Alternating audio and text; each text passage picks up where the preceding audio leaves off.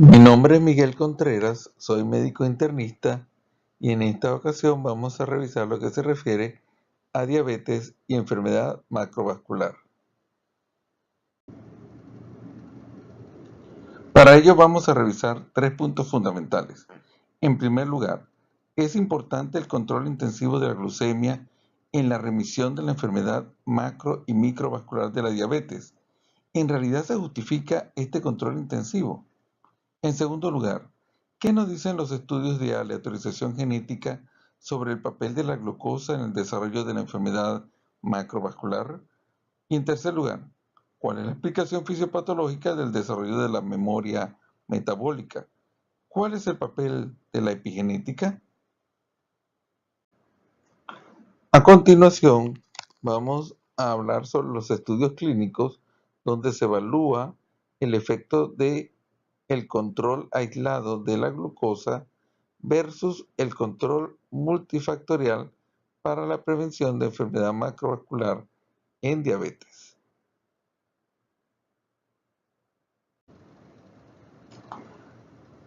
El control intensivo de la glucemia en pacientes diabéticos con al menos 10 años de evolución va a determinar los siguientes resultados. En primer lugar, no altera de forma significativa la mortalidad general, no altera de forma significativa la mortalidad cardiovascular, disminuye las complicaciones microvasculares y duplica el riesgo de hipoglucemia severa.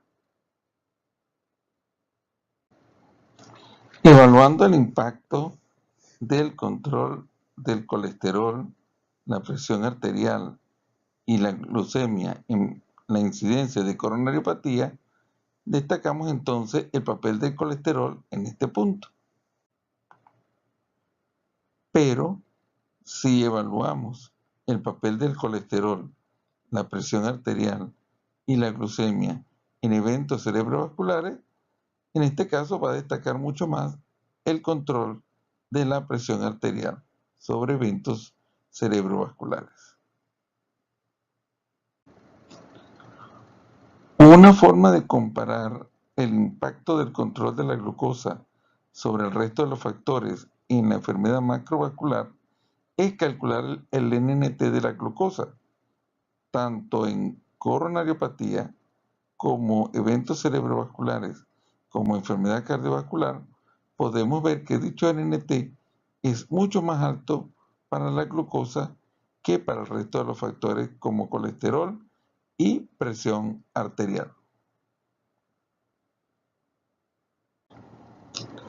Este es un metaanálisis reciente comparando el control aislado de la glucosa versus el control multifactorial para la disminución de los diversos elementos de la mortalidad cardiovascular. En el caso de la glucosa, el único factor que dio resultados significativos fue disminución de IM fatal.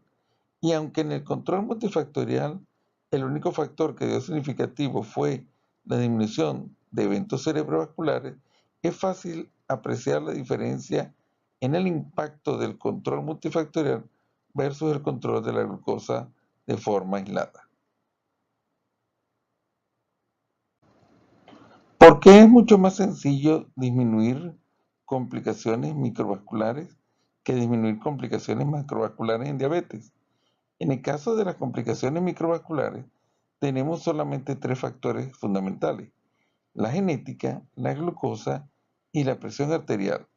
Pero en el control macrovascular deben tomarse en cuenta factores como resistencia a la insulina, la edad, la obesidad, la inflamación, los hábitos tabáquicos. Es decir, que hay muchos más factores que van a jugar un rol dentro de las complicaciones macrovasculares, lo cual hace mucho más difícil su control.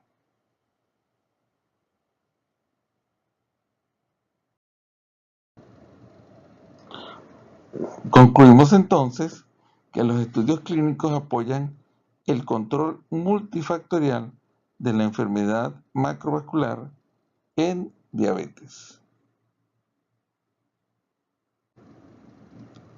Vamos a hablar ahora sobre los estudios a largo plazo en diabetes, es decir, aquellos estudios que aunque fueron finalizados, se continuó realizando un seguimiento de los pacientes para evaluar el efecto del tratamiento intensivo en dichos pacientes. Para ello veamos este gráfico donde los cuadros en gris representan el diseño original del estudio y los cuadros en blanco el seguimiento de los pacientes. En este caso, tenemos los estudios del UKPDS, el ACORD, el ADVANCE y el BADT, o estudio de los veteranos, en diabéticos tipo 2, y el DSCT y su seguimiento, el EDIC, en pacientes diabéticos tipo 1. Y en todos estos estudios, tanto en el diseño original como en el seguimiento, se puede apreciar que hubo disminución de complicaciones microvasculares. Para la mortalidad cardiovascular, tanto en el estudio UKPDS como en el estudio DSCT, en el diseño original no hubo disminución de dicha mortalidad, mas sí hubo disminución de la mortalidad durante el seguimiento. En el estudio ACORD, tanto en el diseño original como en el seguimiento, no hubo disminución de la mortalidad cardiovascular, más bien todo lo contrario, hubo aumento de la mortalidad cardiovascular. Y en el estudio ADVANCE y en el estudio de los veteranos, tanto en el diseño original como en el seguimiento, no hubo disminución de la mortalidad cardiovascular.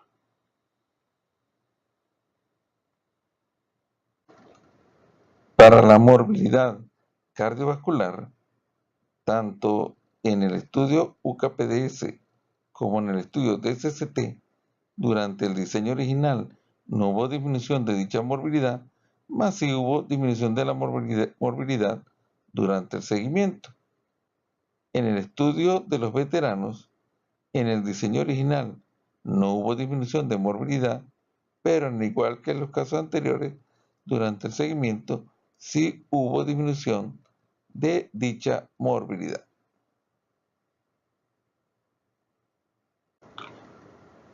Concluimos entonces que el control intensivo de la glucosa disminuye eventos cardiovasculares, pero a largo plazo. Veamos ahora una nueva estrategia que utiliza la genética para evaluar resultados clínicos, la denominada aleatorización mendeliana. Veamos entonces un estudio clásico, un estudio clínico clásico.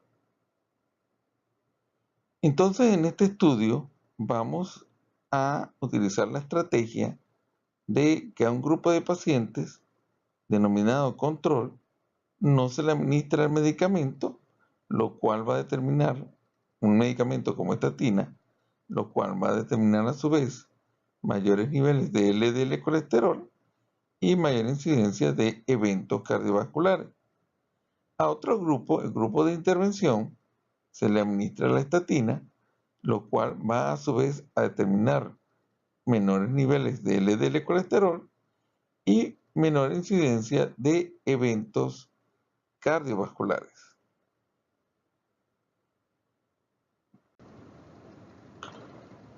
En los estudios de aleatorización mendeliana, utilizamos el efecto de la segregación al azar de los alelos, que sería una forma de que se distribuyan las características al azar.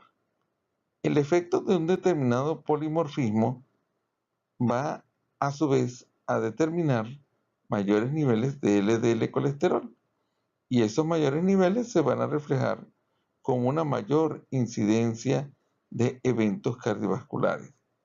Por otra parte, otro tipo de polimorfismo podría a su vez producir menores niveles de LDL colesterol, lo cual a su vez entonces llevaría a una menor incidencia de eventos cardiovasculares.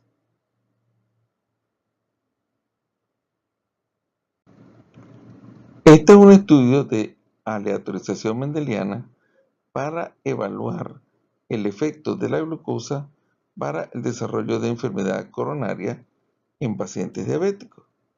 Y podemos ver entonces que la diabetes tipo 2 como tal va a determinar aumento de la incidencia de coronariopatía y que la glucemia en ayunas también determina aumento de la incidencia de coronariopatía.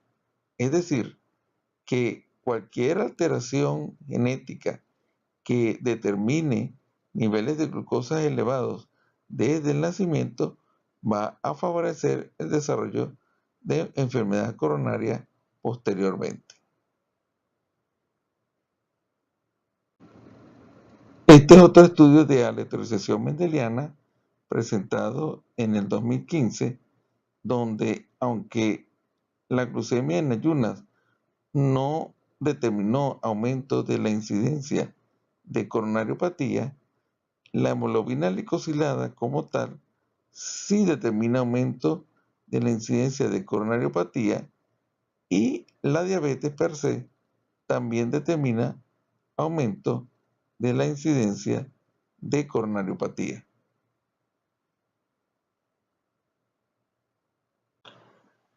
Este es un estudio de aleatorización mendeliana sobre el efecto de la estimulación del receptor de GLP-1 sobre la enfermedad cardiovascular y específicamente sobre coronariopatía.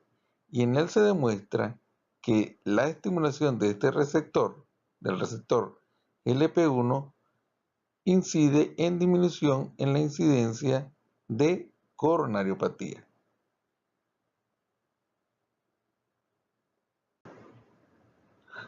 Tenemos entonces que la aleatorización mendeliana refuerza la hipótesis de que el control de la glucosa permite disminuir la incidencia de enfermedad cardiovascular a largo plazo. Vamos a hablar ahora sobre diabetes y memoria metabólica, la conexión epigenética. Para entender la memoria metabólica, vamos a evaluar en este gráfico dos tipos de pacientes. Un paciente ideal que al inicio del tratamiento tenía 8.5 de hemoglobina glicosilada y que con el tratamiento se mantiene estable en el transcurso de los años. Este sería un paciente ideal. En rojo tenemos un paciente en el cual se inició con niveles de hemoglobina glicosilada de 8.5, se inicia el tratamiento, al tercer mes presenta ya niveles de 7.5 de hemoglobina glicosilada, pero que en el transcurso de los años va presentando deterioro en sus niveles de hemoglobina glicosilada hasta que en el año número 10 ya tiene niveles de 9 de hemoglobina glicosilada. Este tipo de paciente podría ser tomado por cualquiera de los estudios clínicos que vimos anteriormente, por ejemplo, del estudio de los veteranos. Este paciente que ya tiene 10 años de evolución, le vamos a administrar un tratamiento intensivo y lo vamos a llevar en el transcurso de 3 meses de 9 de hemoglobina glicosilada a 6.5. ¿Será adecuado este tipo de estrategia? Es decir, ¿será apropiado utilizar un tratamiento intensivo en un paciente ya con 10 años de evolución?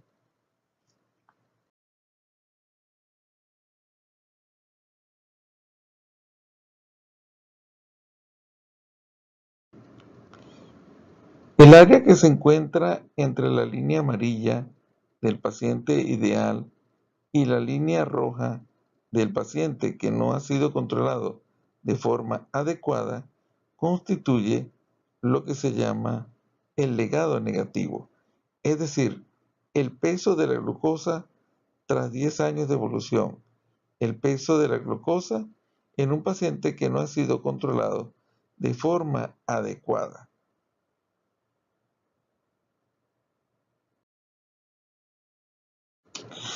Dentro de los procesos inmunológicos, además de la inmunidad innata y la inmunidad adaptativa, existe un tipo de inmunidad que se llama inmunidad entrenada, donde entran en juego los llamados factores epigenéticos.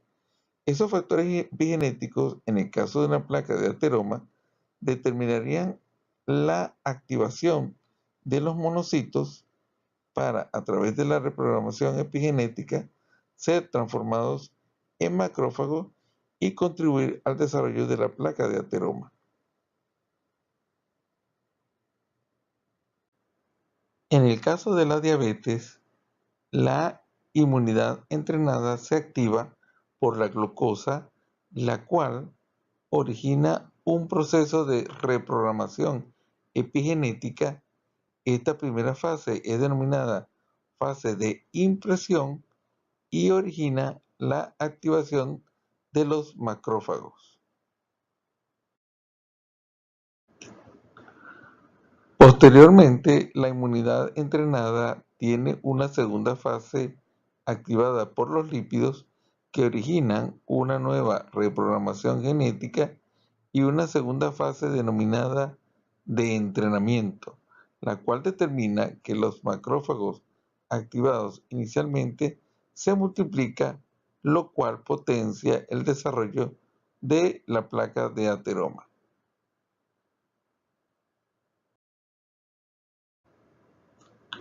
Concluimos entonces que la inmunidad entrenada es la base fisiopatológica de la memoria metabólica, donde la glucosa es el desencadenante inicial de la reprogramación epigenética, reforzada por lípidos en las fases subsiguientes.